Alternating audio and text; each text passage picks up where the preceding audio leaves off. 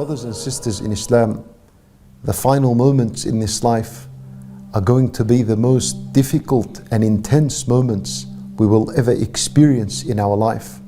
Much more difficult and much more intense than any hardship we have ever gone through in our lives. And certainly much more difficult than what we are living and going through currently today as we experience this pandemic of the virus. My brothers and sisters in Islam, these are the moments in which a person would begin to feel the slow beating of his heart. And this is the moment in which a person begins to experience difficulty inhaling and exhaling as the soul is collected from the body and being prepared to leave this body and going to another world. Allahu A'lam how the experience and how the feeling is then when a person is transitioning from this worldly life to the hereafter. However, as believers, as Muslims, we should always be prepared and ready for this moment, the moment in which we die and ultimately end up meeting Allah subhanahu wa ta'ala. My brothers and sisters in Islam, as-Salaf rahimahumullah, it was said that if you were to tell one of them, or if one of them was to be told that tomorrow you will die, they would respond with absolutely nothing. Nothing in their life would change. Nothing in their daily and weekly routine would change. And what we learn from this is because they were always ready to die. Unlike you and I, if we were told that we are going to die tomorrow, how much panic would settle in our heart? How much panic would happen in our lives?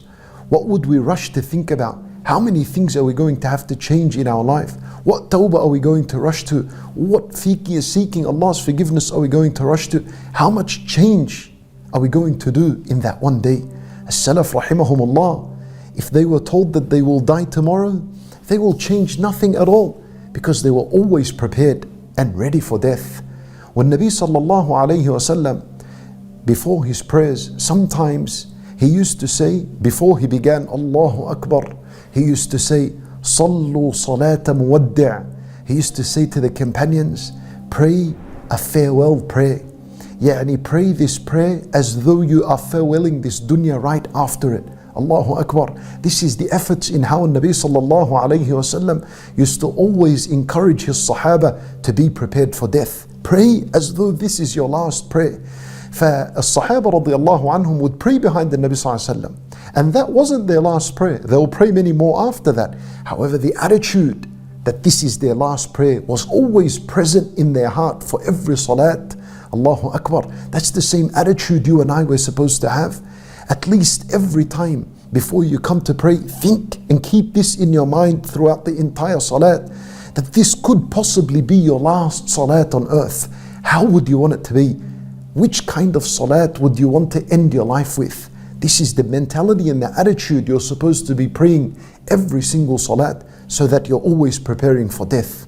Let me share with you, my brothers and sisters in Islam, 3 practical things that you and I can do during the day and during the night that bi'idhnillahi ta'ala will always prepare us for death no matter when we die.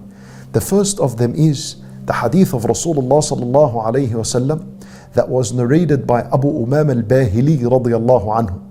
And the hadith is authentic, authenticated by Al-Imam Ibn Hibban rahimahullah and others, in which Rasulullah sallallahu alayhi wasallam said, من قرأ آية الكرسي دبر كل صلاة مكتوبة لم يمنعه من دخول الجنة إلا الموت. That whoever reads آية الكرسي, الله لا إله إلا هو الحي القيوم, whoever reads this ayah after every obligatory prayer, then nothing prevents him from entering the paradise other than death. Yani, in other words, the only thing that is preventing you from entering the paradise is the fact that you're still alive. The moment you die, you enter the paradise.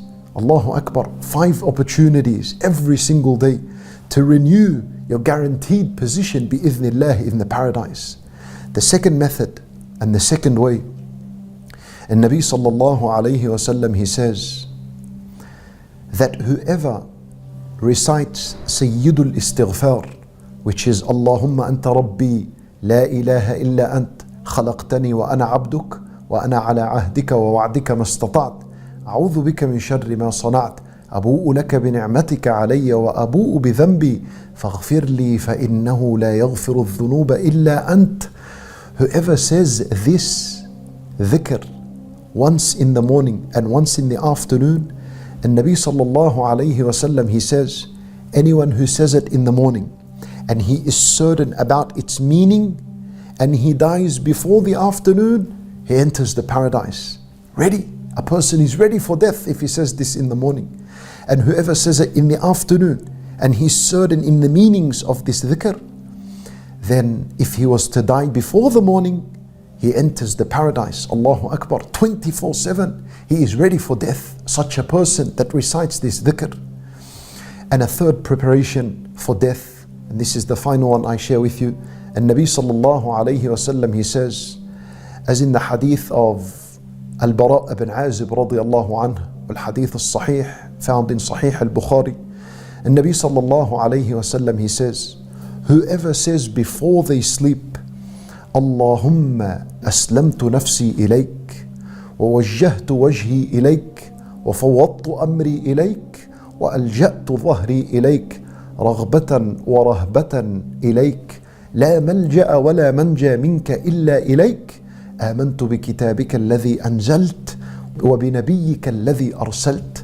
Whoever says this dhikr just before he sleeps, making the dhikr of Allah the last mention on his tongue before he sleeps, and he dies during his sleep, مات على الفطرة, he dies upon al-fitrah, he dies upon purity, he dies upon iman, upon Islam, bi'idhnillah. That's like a way, that's a method in how you always remain prepared to enter the paradise and prepared for death.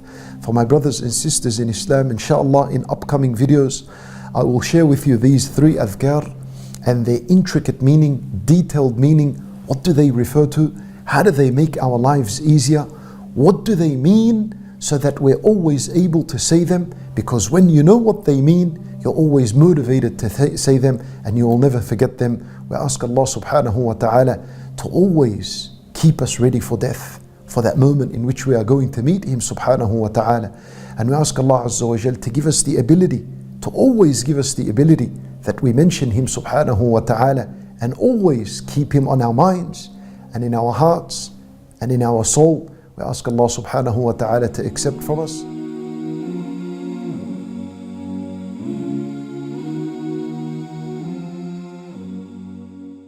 Alhamdulillah, we are happy to announce the launch of the One Islam TV app. Watch hundreds of high-quality produced Islamic reminders, Quran learning videos, stories of the prophets, and so much more. 2 new videos uploaded daily, inshallah. Watch videos on demand or download videos and watch offline. No more annoying ads or pop-ups. 100% safe browsing for your peace of mind. Watch or listen to lectures and lessons while you work, rest, or drive with your device switched off.